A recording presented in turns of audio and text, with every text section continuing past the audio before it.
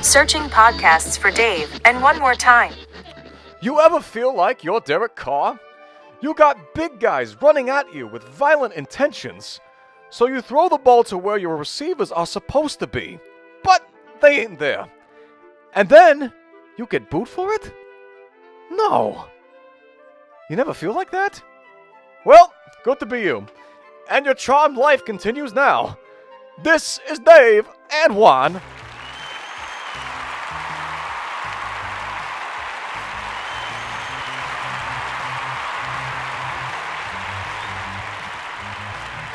This would be the time we normally say, and 3.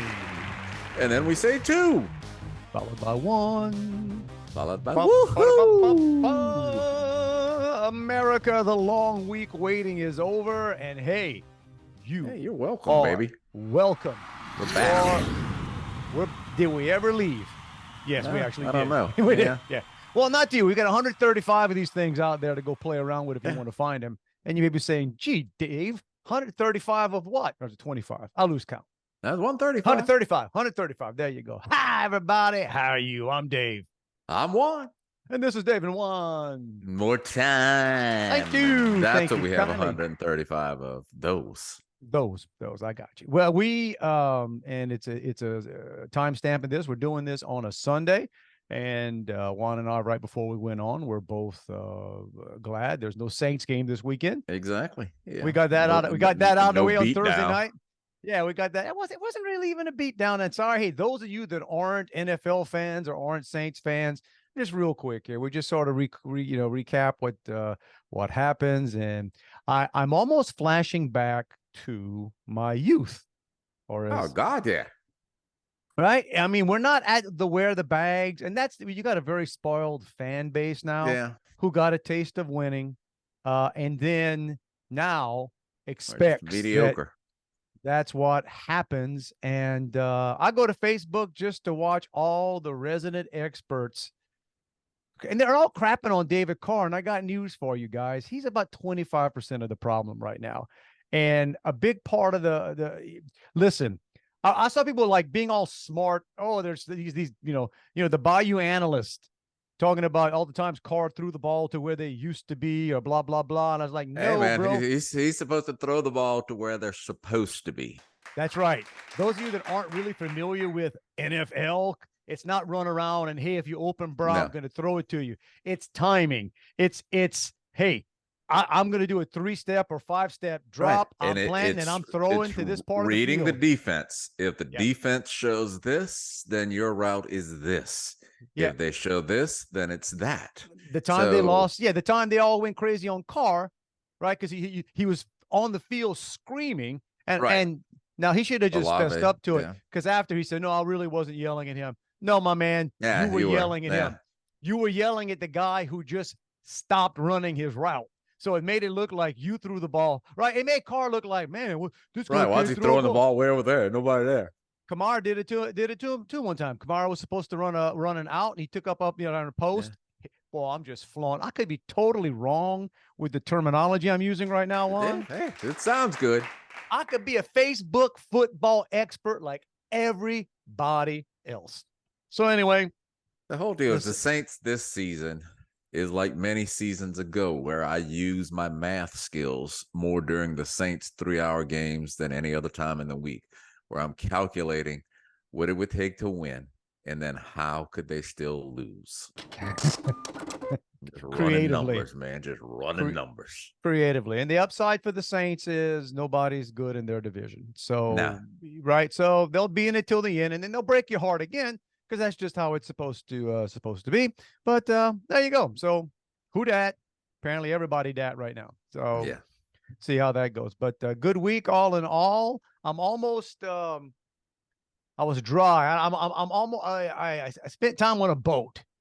Monday I was. That's right. Cold. It was cold. Oh man, I was reminded how much fishing sucks, and then. And then sometimes how fun fishing can be. Fishing's fun when you got one, right? That's the thrill of, that's kind of, what is it? Ooh. Everything else about fishing sucks. Yeah, catching fish is fun. Hunting Yeah. for fish or waiting to catch a fish and going to someplace to fish, not so much. So before I talk a little bit about that trip. Now you said people reached out because last week I was complaining Right. that About your I had fishing to license. purchase a 3-day fishing license for 20, I don't know, what is it, $21, $23, which came to about $12 per fish that I caught. Okay. Oh So man. hey, wasn't well, a fruitful fishing day, huh? oh, it was interesting. I'm gonna tell you about our guide and everything. It was kind of funny. But so you said, and I posed Right. the You question, what's pose the a deal? question, what does it cost to fish with a cane pole? Do you have to have a license? If At I go least set 3 up, people responded to us. $5. if So it's if you grab a stick with a string on it and go stand on the side of the bayou, put a worm on that hook, $5. seriously, and no, would you know if that's for one trip? Is that an annual? I guess that's a license. I think that's just So how did probably it? Now, why would fishing in a bayou run you $5? But if I'm in a boat, it's I know it's more than $5 for I don't know, and I always that's a maybe that's in my genes because I can tell you without getting into I mean, I don't know if I've told this story before, and I won't get into great details because most of the people that know the story are not around anymore to verify. So I could make anything up, but I won't. But my grandfather got in a lot of legal trouble with let's just say game wardens back in the day. And when I say a lot of legal problems, I'm talking a lot. Like not many times, but the severity. Let's put it this is way: he like overfishing, no hunting, license, hunting, uh, hunting over the limits. out of season, over the I don't limits? know if it was out of season or if it was over. But let's just say he got to spend some time in jail. Wow. Yeah, like, and I think the big jail. I want to say it was Angola, man. It's one of those stories that Your my mom's uncle, father or no, your my dad's all right, dad. so Grandpa Martin Oh, my dad. So my dad was the in most. the big house. My dad didn't. My dad didn't hunt, didn't really fish. That wasn't him. He wasn't an outdoorsman at all. It reminded him of prison. He was he was the multiple degree educated. That was my now my uncles, I mean, smart guys, but they were more like old school Cajuns. And apparently my grandpa he just didn't Outlaw believe. Cajun. You know what? So I don't know. Maybe I'll when I do some stupid stuff, I'll just chalk it up to I got a little outlaw Cajun in me. Yeah, look, you As can well. almost understand that. Eating's never out of season. Maybe the dude Listen, needed to eat. and here was the deal. Back now, it's funny. My grandpa never told me about prison. Okay. Never. Not once. No time we were ever, even when I was an adult in college, he never mentioned it. He did when I was younger, on at least one occasion, tell me, he just call me Boo. Oh, Boo. I've been on more than one hunt. More than one hunt, we killed over 1,000. 1,000, which will tell you how many ducks there were back in the day. Yeah. Right. Well, And that's why they don't have as many now. no, I think there are other reasons, but it was like I don't think they didn't. There was no season as far as it's greenhead season, it's Thibodaux season. It's no, bruh. If it flies, it dies. If it lands, because again, we are so pampered, and dude, they grew their own food, right? There wasn't no like you had gardens, you hunted. Hey, there's a reason that they all had good recipes for turtle, and because what they ate. I bet you anything my grandpa ate a possum. No doubt. Like why wouldn't he? I got a pet possum back here. My wife this morning saw both the mama and the baby back. But that wouldn't have if flown your back in the grandpa deal. My was alive grandpa and in town, you wouldn't. No. Well, my other grandpa, he passed when I was very, very young. But there is a story that I had a pet goose named Cha Cha, Geese are actually very protective. They'll, and apparently Cha-Cha was probably about my height and was very protective, and apparently didn't care for my grandpa, and that was a bad move. So so Cha got the cha. Cha-Cha got I don't know if it was Ruti Cha-Cha or Cha-Cha gumbo or what happened, but there was a goose recipe in there. But that was but that was the thing, right? They grew their food, and they hunted, and Right. and his deal was there were several women and I don't I can't believe I haven't told you this story. Maybe I have, but No, I've never heard this. there are women, families up and down on the bayou, and when he have these hunts, they bring them in, and the women would come help, clean and prep and salt, y'all, because this is not. Yeah, had to They save didn't them. have refrigeration, so and basically their payment was they got to keep a portion. So right, so guess what? You ain't ever going to clean 1,000 ducks or however many, however many. I'm sure many of the hunts were less than that, but that was the thing. These women would come in and they would prep all the food, and that they fed people. This wasn't stuff being put on the wall. It wasn't No. it wasn't a bunch of rich people out there taking pictures. It was the bar. And I think my grandpa's thing was always, you're not going to tell me that I can't eat. You're not going to, That's what I'm saying. Eating's always in season. well, apparently they can. Apparently. Yeah. And then when he went to prison, they told him when he could eat. But true story, as I sit here talking to you, in the other corner of my office over there is the 12 gauge he used to hunt with. I got an old I guess it's an antique pump 12 gauge. I've never fired it, so hopefully. Yeah, but I got a double barrel from my grandfather downstairs.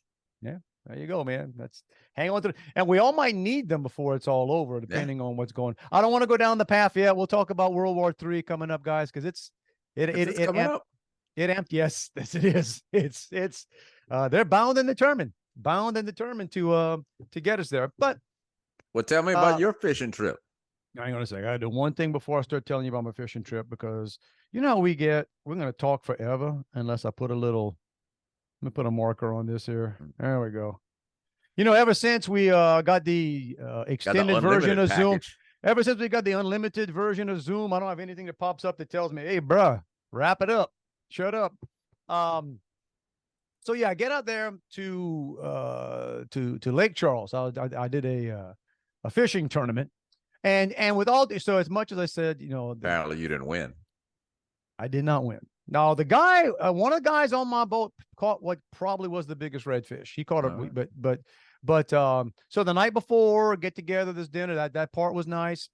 I got to tell you something though, man, and don't take this wrong. And hey, I don't mean to offend anybody who just their favorite thing in the world to do is go to a casino in freaking Lake Charles or Baton Rouge, or at least in New Orleans. You can walk out of Harrah's, right? And man, it's New Orleans. Yeah. I mean, there's other things to do. Yeah, when you walk out of LaBerge, dude, you got the Golden Nugget, and then that's it. And chemical plants and stuff, and there's nothing you're gonna walk to, right?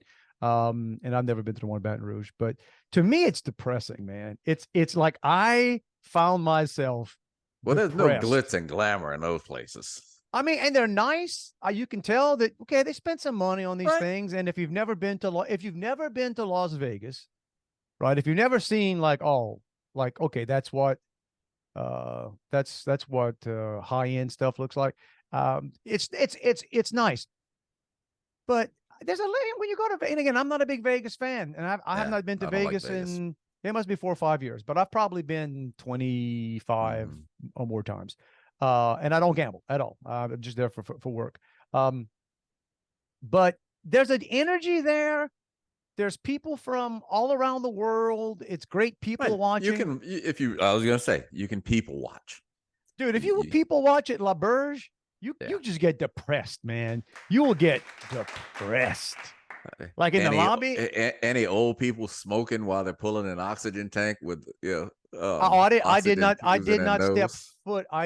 step foot on the gaming floor. No, I walked around it, little restaurants around the side, but that doesn't appeal to me Yeah, I think at I've all. stayed at L'Auberge, both L'Auberge and the Golden Nugget for just events, and never been on the floor. Yeah, it doesn't tempt me. Um, there was always somebody sleeping on the chairs in the lobby, right? And you just want to ask, okay, are you ending a night? Are you starting it? You just didn't. You got dropped off here by your friends, and you don't have a Yeah, room. look, So you I told just you last year that I had to go because we had an event at L'Auberge here in Baton Rouge, and I had to get there at 4 a.m. And I oh guarantee you there were people in there who had been in there all night, yeah. in the middle of the week. Well, so did that. We had dinner in the whatever the restaurant is there. Now, that part was really nice. And it's funny, I had to do some coaching while I was there because the staff is not real good. I guess it's hard to find. I can see that. I don't know how many employees L'Auberge needs, but I'm guessing it's a lot. I'm guessing it's a lot. And I'm gonna guess you know what it's like to try to find decent, non-drug addicted, Not necessarily the highest skill required labor. but good people. Right. That's the thing. I keep going back. People who good will people show up, have do their job out of a sense of pride. nothing to do with your academics, with your background, with any of that stuff. Is like, will you show up, and will you at least try to be good at what you do, right? And you have good days and bad days, but right? Well, that's hard. I don't, whether it's the COVID nonsense or just the society we're in, it's hard. It's harder and harder because people just don't. So I can imagine that a place like L'Auberge, it must be incredibly difficult to find good people to work in Lake Charles at this thing. And I spotted your pool of employees in Lake Charles is probably not the biggest. Spotted some of their struggles, man. I spotted some of their even in the at restaurant that night and at the bar, and the place I was with, right? The group organization, we probably had 40 or 50 people at this dinner. That's the kiss of death when you don't have good service. Well, dude, and but here's the deal. And there may have been total another 30 to 40 people in the restaurant while we were in there. Okay. So, but they know this is coming. This wasn't a surprise. They knew it was, and so everybody's there. They've got an open tab. Okay. So it's like the profit you're going to make is that group right here. The profit you're going to make, the tip is going to, yeah. These freaking 40 guys right here, dude, you ought to just have somebody doing nothing but circling that table, taking drink orders. You're never going to run up more. I'm sitting there wanting to coach them. And then just even like the bar staff, I'm like, it's weird. Like if you got a bartender talking to a waitress, talking to somebody else who works there, and they specifically are turned in a way that they can't accidentally even see you. Right. There are people like that. Or you can see them on planes. I see flight attendants do that all the time. Well, they will intentionally find a way where by accident you can't wave at them. Yeah, it's annoying. We were sitting there, and again, these are first world problems, guys. But here, the way my mind works is I know a little bit about business. I know a little bit about how hard it is, all the cutbacks and coming. I know, man, listen, if you run a business, you want to do everything you possibly can to make a customer happy. Right. And to make as much as you can. Yeah. Right. So if you got guys who there's no hold back there, somebody else is picking up the tab.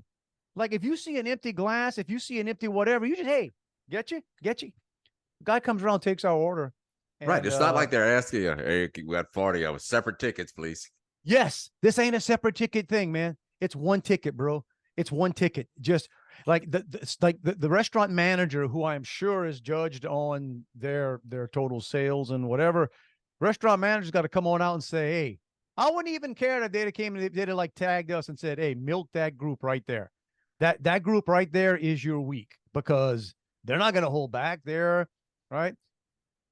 Yeah, So the waiter comes by. my son used to be a waiter when he was in college, and he could tell you that there was a strategy that you roll the dice whether if it was a big group, whether you hit them with the flat tip or you just went for it because you figured you could get more. Right. This is true. And we talk about this all the time. Reading the room. Mm-hmm. Well, but to the point of, so we're sitting there and the guy's going down, he's taking drink orders, and it was kind of funny. You order or whatever. And then it goes on and we're all talking. And dude, 15 minutes is going by.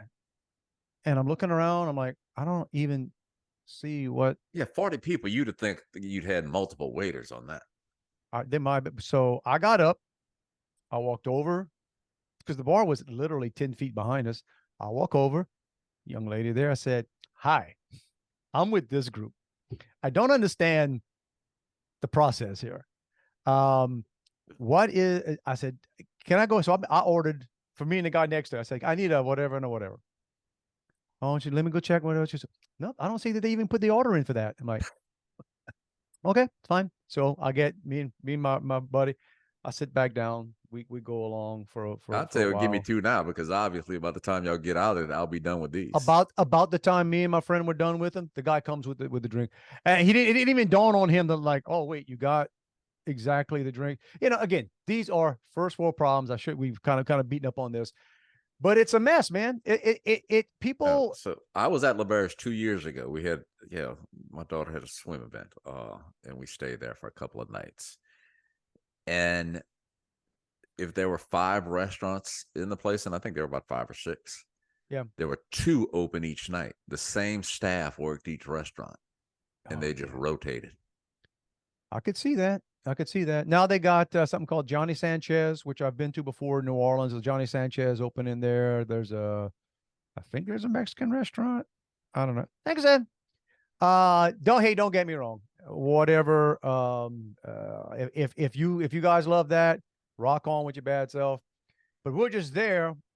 I didn't realize. Well, I guess they do it there because it's a nice. It's probably it's the nicest hotel, I guess, in that area to go fishing the next day. Mm-hmm. Well, part of what shocked me was I woke up around 2:45 in the morning. I probably got to bed at 11-ish or so. I woke up at 2:45, could not get back to sleep because I knew I had to be up at 4:45. Yeah. But I lay there. Look at the clock. If I was sleeping now, I'd have I lay another there. hour and a half. I'm hitting Spotify. I'm playing green noise. Then I'm playing white noise. I'm trying to find the noise I can play to try to help me sleep. Then I realize, whatever. Then, so I get up, get my things going. And it's just, man, it's weird packing in like a quote unquote nice hotel, my bags to go out to my car, to go drive, to go fishing. And it was down in Hackberry, and I guess I didn't. Some white boots on though, man. Should have. I didn't look at the map very well when I was driving. It was about a 35-40-minute drive to the end of the world, bro. To the end of the world. You get off of I-10 on whatever that highway is, and man, it's pre-dawn, right? You just driving in the darkness, and I'm looking at these. It was like I was going to work offshore. It was all. It smells like the swamp. I'm like, oh gosh, dang. But and it was cold. Luckily, I didn't leave my stuff in the hotel. I wasn't going back because I was going to be going to Thibodaux after. So I had my suitcases and everything in my car, and I had to do a strategy rethink once I got there because it was cold. And I originally had on, I don't know what I had on, what I thought was going to be a warm enough jacket, bro. When it's 50 degrees. And on the water, man. On the water. And thankfully, I was bringing some stuff from my son, including some of those pull-down ski kind of cabs, those barista. I grabbed one of his. I was dressing myself out of the suitcase there in the morning, but that was good. 3 of us, 3 banker people and the guide on, decent sized little boat. Our guide was interesting. He was grouchy, man. I guess he was okay. And I found out later on why he was, I guess, a little grouchy. You talk about in the middle of, so the sun's up now. We're fishing wherever we're fishing. And he makes a comment. He says, well, if you hear me grunt every now and then, it's because I got a catheter in. And I don't want to know in what, but I'm I guessing. paused. Yeah, I paused for a second. Like I didn't want to. I Yeah. didn't even want to acknowledge what he just said. Yeah, you don't want a beer, do you? So one of my friends says, "Ooh, I'm so," and thus starts Open the two to, door to that a conversation. 2 to 3 minute conversation on his urine flow and how that's not a big problem, but and hey, look, don't get me wrong.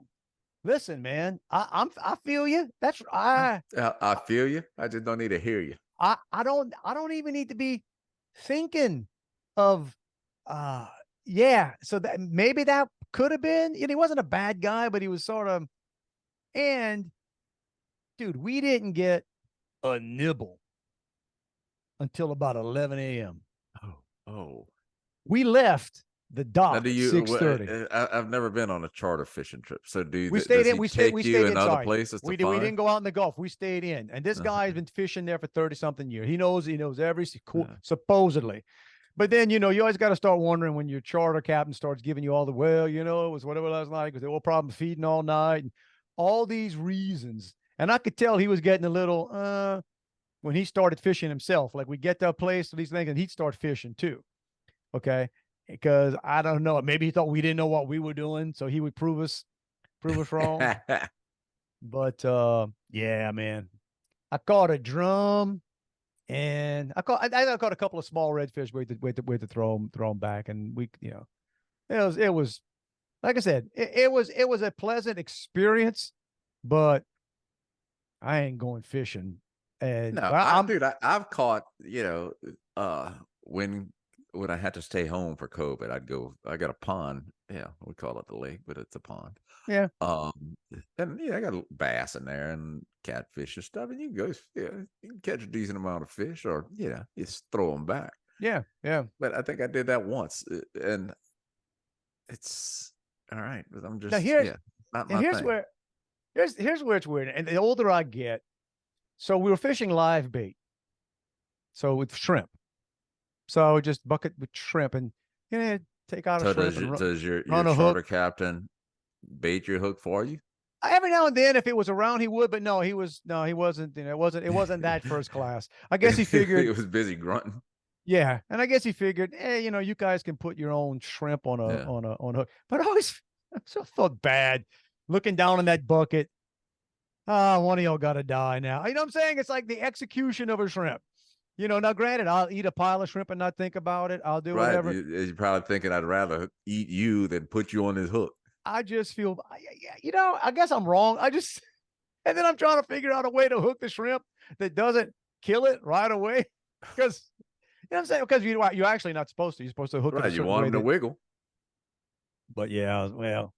And then if you're fishing with a worm and the worm's too long for your hook, you just kind of pinch it in half.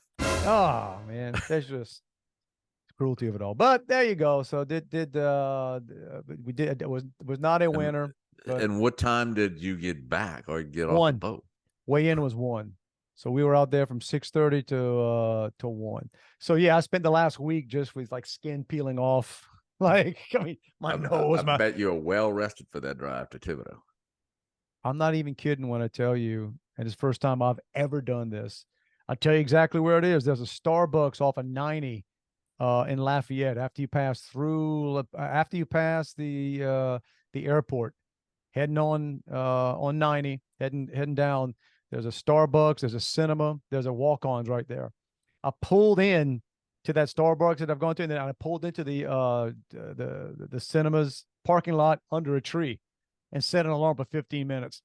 And I just closed my eyes for 15. Yeah, it was, I can toughen. I wasn't drinking. I didn't drink anything. I was, what I'm saying, I but on the just boat. Tired. That's worse. Where it's just like, you got to shake your head to stay awake. That's when you start. Exactly. And for me to realize, this is, I gotta do something. But yeah, like I said, it was fun time, and I can see why people, but I'm going to check. I will fish when it's cold off a dock or or on the side of a lake. But if I was getting on a boat now, bruh, I want to see what the temp's going to be. Because if I'm not going to catch fish anyway, at least I want to be comfortable. Need to be able to get some sun. I want to be comfortable not catching fish. But there you go. There you go. A few things happened this past week. We kind of missed. I think it was this past week. Suzanne Somers passed away. Yeah. Sad. You know what I'm saying? Yeah, exactly. There's some people, you hear celebrities all the time and you go, and some hit different. And it's like, man, she looked like she was going to live forever. Because she looked great until right.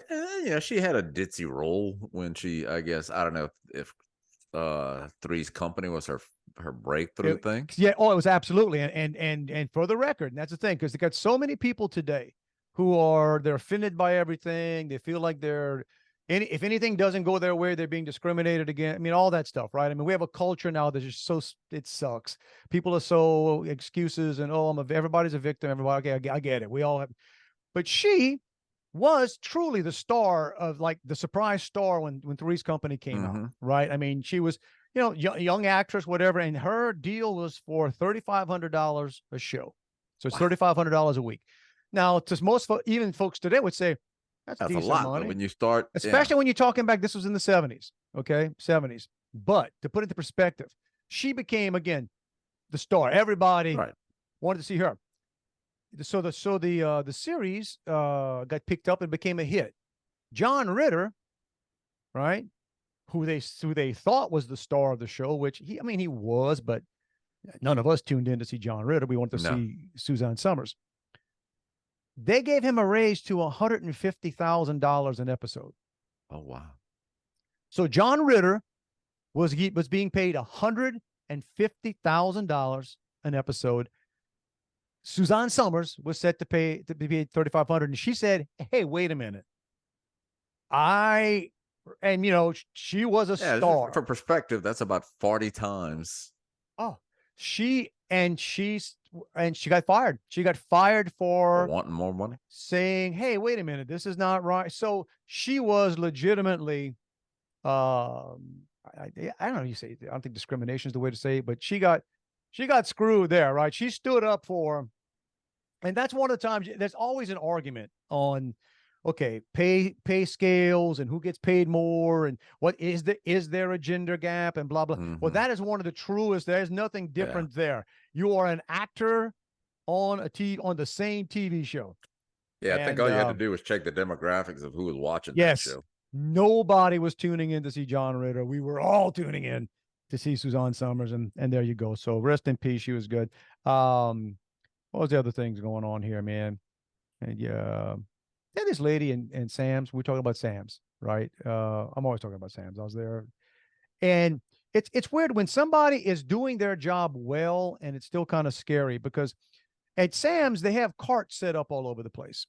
So with people just to give samples, and I'm sure whoever does the samples tells them, you gotta say what it is. Hey, well, and they got this lady, and she's in there all the time, and she gives them the money's worth, man. She is always step right up. We've got wonderful, and she's just giving the pitch, right? Giving the pitch. So does she work for Sam's or for the company that's doing the samples? Not really sure. I think she's probably just for the samples. But dude, she doesn't come up for air. She talks. There's nobody there. I mean, like, even when it's empty, there's nobody around the aisles, and you can hear, step right up. It's great, whatever. Oh, and she's giving all the and part of me wants to walk up to her and say, hey, you are the most committed person I have ever seen to sampling this stuff. But I got to be honest, it's a little scary. It's a little scary. Sure, that excited about this? No, there's nobody there. In other words, it's not like she's talking to herself. Talking to herself, because there's nobody. There's nobody in your aisle. Yeah. Okay, you could hold up for a little bit. Wait till somebody. Hi. Yeah, let's make eye contact with somebody. Come on down. But I tell you what, I stood there and said, man, that's a combination of both the most, man, well done. You are giving them their money's worth, but you're also kind of creeping us out a little bit. But maybe she's paid by the word. This is true. This could be. But you were mentioning something about pets and we talked about this. But neither of us are fans of people bringing pets of any kind, unless it's a service dog into a store. Right. You see more and more. You see, I got my little dog in my shopping basket. Mm-hmm.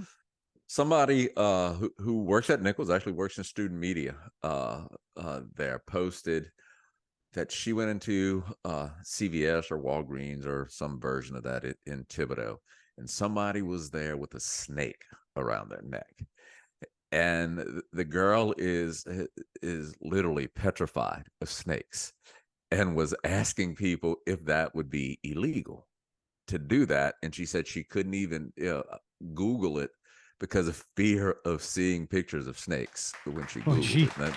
And I think that's a little, Well, extreme. yeah, I mean that sounds like a bit much, but I'm on her side Right. when it comes to, and look, and I like snakes. I've had pet snakes, but I don't feel that I do freak out. Big snakes are Right. intimidating. That's an exotic pet. That's not your basic. I was in the radio station one morning, again, KBAU years ago, and it must have been somebody, a friend of Stick, who was there, and they had a yellow, I guess it was a python or a boa constrictor. And the one they had was probably 6 or 7 feet long, and they get way bigger than that. But yeah, I didn't want anything to do with. I mean, they were hanging around and they were behind the glass doing, and I'm like, get that freaking thing. I mean, I ain't got a problem. This guy with we the both snake. know used to go around, he had a pet snake. I lived with him for a while, had a boa. His name is Sid. We can call out. We can call out Sid. Sid had a pet boa, and he used to go out for Halloween with the thing around his neck. And one year, somebody at a bar told him, said, "Nah, bro, you got to take that baby out of here." And that was back in the '80s. So you take that out, or somebody here's gonna cook it, because I'm sure there's a good. I'm sure you can eat a boa constrictor. I know, because Sid did tell me a story about, he used to feed it mice or hamsters. Mice. But then he also told a story about, I guess he ended up, he fed it too much or something happened and it was constipated. Oh, and it got stuck. Yeah. Yeah. Okay. We're not going to finish the story. We're not going to finish that story, but apparently there's a way, or the vets have techniques for what you give a constipated snake, and just not. We'll avoid that. We'll leave it at that. We'll avoid that conversation. I read something this week, and it's the industry I'm in, and or on the periphery anyway, the banking. And I kind of kid people about stuff happens, good things, bad things. Companies do well, companies make mistakes. That's any industry, right? And whenever something happens, you get like the stock price takes a hit or something goes on, somebody's got to make a statement, right? Somebody's got to say, well, and nobody ever comes out and says, yeah, man, we just screwed up. That was just, we have idiot management and we didn't know and we're incompetent. Like nobody ever says what happened. So I'm reading the statement that these people put out about why they took a big loss on something. And the word they used was, it was not a reflection on the operations, because this loss was idiosyncratic.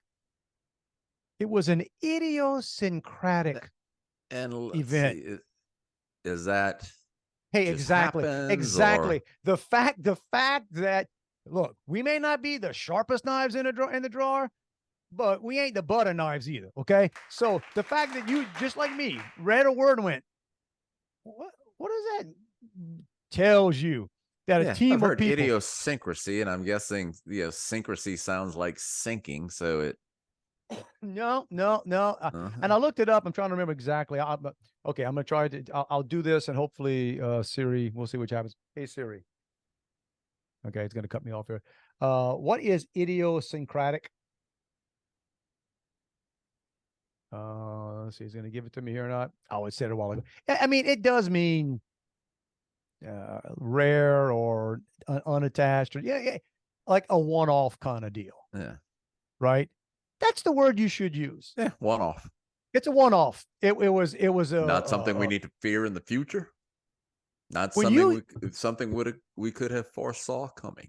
When you use words that 95 to 98% of the population has to say, wait, what did you call that? Now I don't trust you. Now I don't trust. Now I don't trust you. The truth tends to come in little words, man. The truth tends to come in, oh, I can understand what you just said. BS comes wrapped in. Mm-hmm. Like talking to an IT guy. Talking to an IT guy. I guess I haven't talked. Well, I got my web guy. They just like to talk cool. over your head, so you don't have to. Yeah, they just think you'll be impressed because they're using words you don't understand. So they must have it together. Don't talk to me about the cash. The cash? What? The cash? clear your cash. What? And for those of you out there, that's not CASH as in money. It's cash as in CACHE. That nobody knows how to do, by the way. If I told you right now, hey, Juan, clear your cash, you'd be like, no, that's what I say. Is it cash or is it cachet? Because I say it both ways. Because I never know the right way to say it. Clear your cachet, bro. Clear your cash. Yeah, I used to have a guy, Robert. Name was Robert Hughes. Good guy. I like Robert a lot. He was the IT guy when I worked at LumCon, and he was cool. He was the first guy that told me about the internet. That's when the internet was just starting, bro.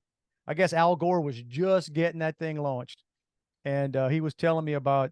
It was a professor at LSU that had come down or whatever, and they were just literally all the. And he was an IT genius. He wrote software for race cars, legitimate like drag racing race cars, and he was just. I think he ended up working for what's the Space Center out in Mississippi or Alabama? Oh yeah, it's in Mississippi. I think it is the Stennis Space Center. It's right there by the state line. Incredibly smart guy, and but I remember when he told me about the internet, I goes, bro, I said they got this thing that you show me, and man, it's like most of it's porn. And I remember this was 1990, 90, 91, and even back then he was saying, man, it's like it's. But Robert would work in. He'd come to fix my computer, and he would come fix my computer because he liked me. We were friends. So we just hang out, like you call the IT guy a lot of time. Good luck, but he'd come in, and he was the fastest typer I've ever seen in my life. And it's just code and stuff. Yeah.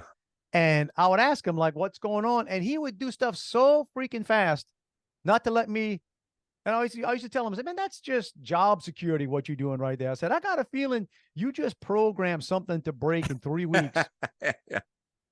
So you can't convince me Nobody that when else you can fix it. That when you're doing all this stuff, you're not putting in something that, in 3 weeks, it's going to kick back and I'm going to be back in here again. But there you go. You're talking about the internet. When I remember a job I had probably in the early 90s, and we had a college intern who was familiar with the internet. And so we had one computer in the office that you could access through. I had no idea how to get on. Yeah, I didn't know like what a browser was or anything. I didn't know any websites.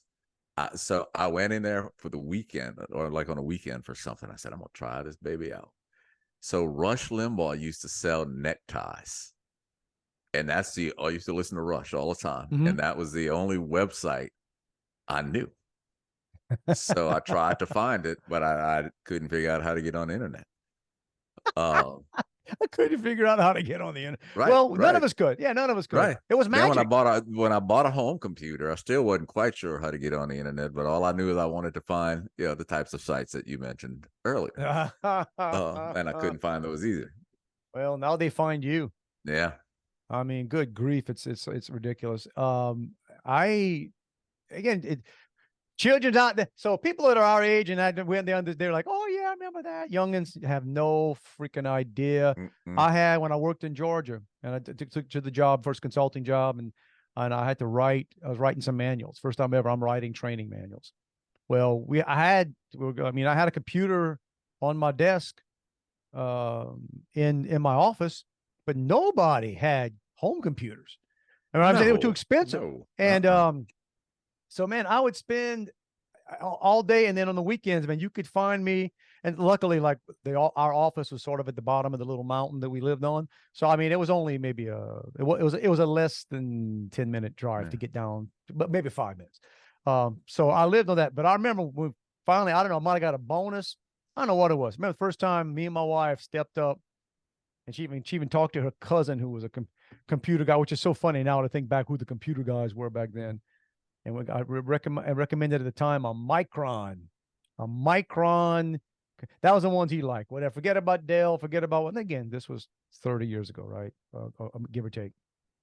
Well, not quite 30, but anyway, a Micron and yeah. Again, it was a regular big big computer, big monitor. The computer, yeah, it was the big tower kind of deal, and the screens were as deep as they were wide.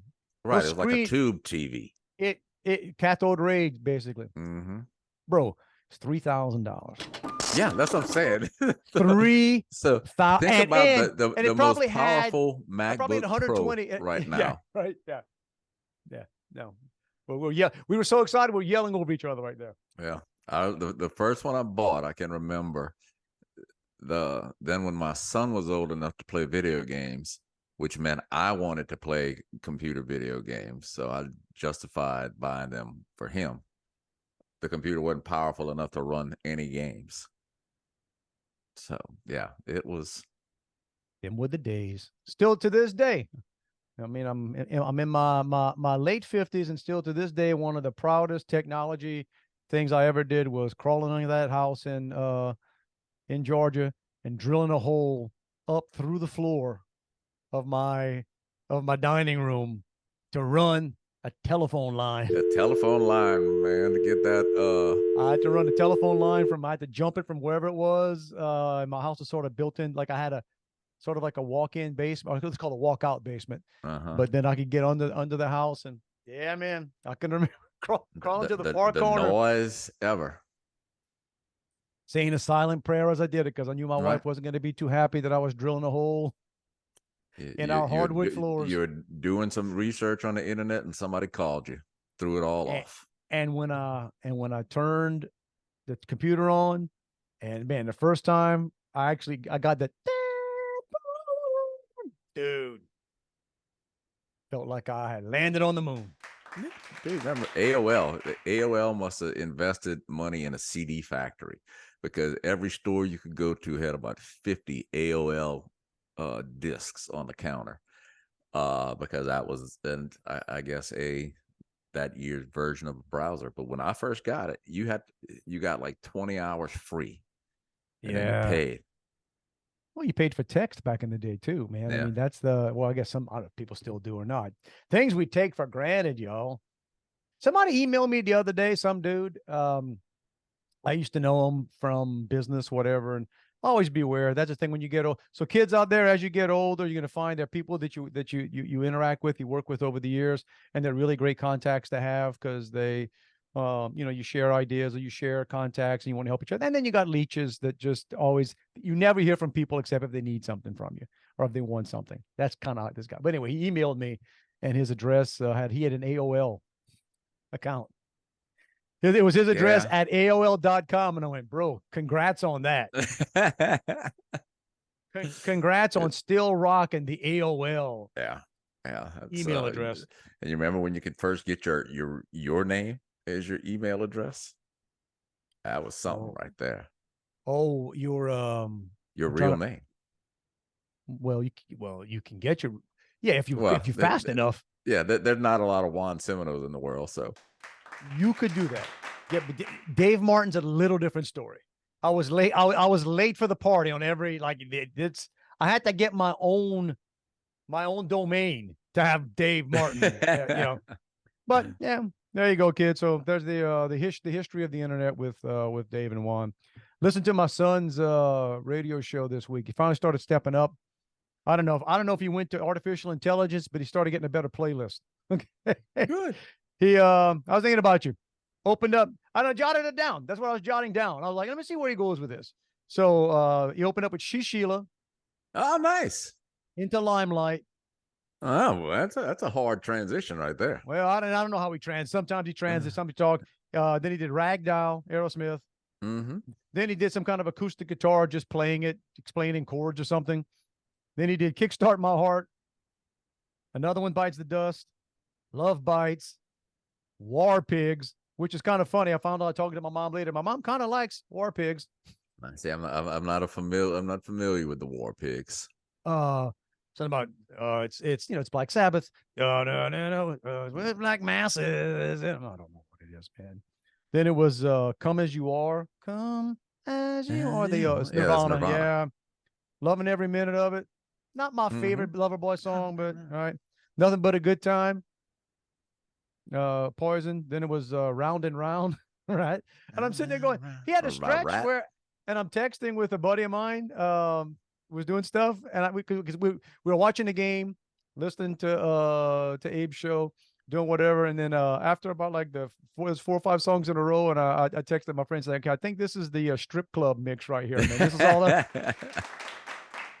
Then Blinded by the Light. Oh Lord, yeah, with the line, nobody ever knew what it meant. Wrapped Up Like a Deuce. You say that as we're sitting there. My wife was doing something in the room, and I had the show on, and she's like, "What is he saying?"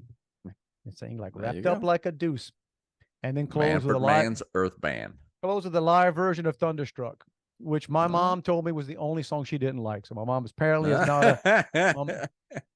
Because I call her right after. I call my mom every night. She said no, she's not a fan of AC/DC, awesome. but apparently she posted on Facebook last night the Magic Power by Triumph, which was like from probably like in the 2000s, because they all look the magic power. Yeah, but so I don't know, it's from some concert they did, maybe, when they were older. There you go. Still holds up. Still holds up. Well, there you go. But and it also, looking at that, made me realize he doesn't talk nearly as much as I used to talk. Man, I could get maybe 5-6 songs an hour. Right. That was no, in my mind, the only reason I played music was to give me something to talk about. Or to give you time to, exactly. Right. Yeah. There was no such thing in talk radio in the 80s. But boy, if there was, I'd have done it. Yep. That or to give you time to go pee. Go pee or get a cup of coffee. That was why we did what we did. And one more thing, every now and then we do Canadian updates.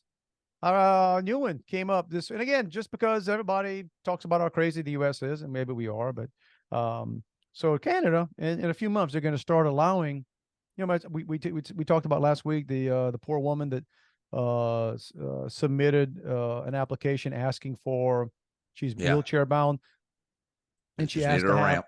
She just needed a ramp. She asked to have a ramp built at her house, and they couldn't offer that, but they did offer her medically assisted suicide. All right, another solution. So apparently what Canada's going to start in a few months is they will allow medically assisted suicide for drug addicts. Yeah, I could be for that. Now, what's interesting is they also made drugs pretty much legal like a year or two or however long ago, right? So they basically have opened the doors and helped create many people who are, but that just seems weird, right? I mean, how do you at first, and how that seems like a solution in search of a problem. It seems very anti woke of it does. What Canada. What are you saying? What are you saying? If somebody has an issue, an addiction problem, what's the answer, Canada? Right. In some places we can't do anything with the homeless people because they're addicted. And it would be cruel. It's not Canada, saying that just kill them. I don't know, man. Bob and Doug McKenzie would shun on that. I can't, I can't. I think the Happy Thoughts. I think of SCTV, John Candy. I think of, Triumph, Rush, Loverboy, Anne Murray, Brian Gordon, Adams. Is Loverboy from Canada? Maybe not. Yeah. Right. Gordon, I think they are.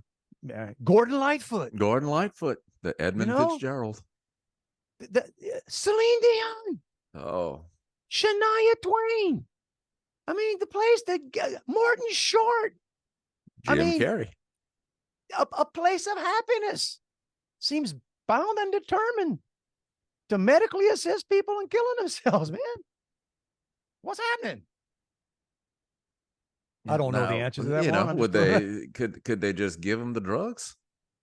Seems like that's I don't know. apparently whatever they're doing is not doing the job. I mean, or it is doing the job. Yeah. Maybe that was just their veiled way to get it done. I don't know. It's kind of bizarre. But anyway, these and other questions we will get to on a later episode. That's right. Maybe 137. Maybe so. Let's push the button. Get on out of here. See if any of this stuff stuck to the magical, whatever it does in the air before it lands at the computer and gets sent out to you. If you want to reach us, we ain't hard to find, y'all. Dave and Juan at protonmail.com. And then people are hitting Juan up all over the place. Thanks to all you people who let us know how much it costs to fish with a cane pole. Hey, man, these are important things. It is. I may do that next time. Next time I'm in Thibodaux. They got a dock right there, right in front of, right by Nichols, man. You're right by the pond, by the fountains. Get out there and do it. Hey, everybody, every week, every single week. We don't implore you. No. It's a new word, implore. Implore. We ain't imploring. We ain't suggesting. We're not asking for some idiosyncrasies type stuff. Idiosyncratic. It's not. It's idiosyncratic. No, none of that stuff. Dude, it's a freaking. It's a mandate. Bro. It's a freaking mandate. Gotta do it. Get out there and live your best life. Do what you can. Might be a great week, might not be, but do the best you can. Leave it all on the field, bro. Leave it all on the field. Not like what Kamara or Olave did on those patterns they ran, right? They left it on the field. They just were standing on the wrong. Yeah. They were standing on the wrong part of the field, right? You know, you may have a week like David Carr where you're just screaming at everybody saying, hey, wait a minute. Wait a minute. Bro, why do we call a play if you're not going to run the play, right? But so you might have that kind of week. Maybe everything goes right for you, whatever it is, man. Live your best life. We will attempt to do the same. I'm heading to Mississippi tomorrow. All right. I'll be in. What part? I'll be in Jackson. I'll be in. Right. Be careful. Going to Jackson. Everybody tells you that. Whenever you say you're going to Jackson, if I say, be careful now. Y'all be careful now. But I'll be back tomorrow. And we'll have Mississippi stories next week, I'm sure. If I'm staying near a lake, dude, I may go. You may go fishing with a cane pole. I may go fishing. I'll probably catch as much as I did. Spending 2 days. Way more sleep. Way more sleep. That was the thing. I could have slept in. Dude, I could have set the alarm for 10. And been there and out on a boat in time for that first nip. You were inland. You could have waved your arm from the dock. Said, come get me, bro. Come get. I probably could have caught from the dock, but that's another thing altogether. Everybody, like we said, live your best life. Love you, bro. Back at you, dude. My friend of mine, like my third cousin, it was his mother's birthday this weekend. So he and his mom is probably like your mom and like my mom was. So if you go to her house for her birthday, she's cooking weenie spaghetti. Oh, happy birthday, everyone. Yeah, sent me a picture of the weenie spaghetti. Well, I showed up for your birthday, but I got the present. Nice. It's over. Go home.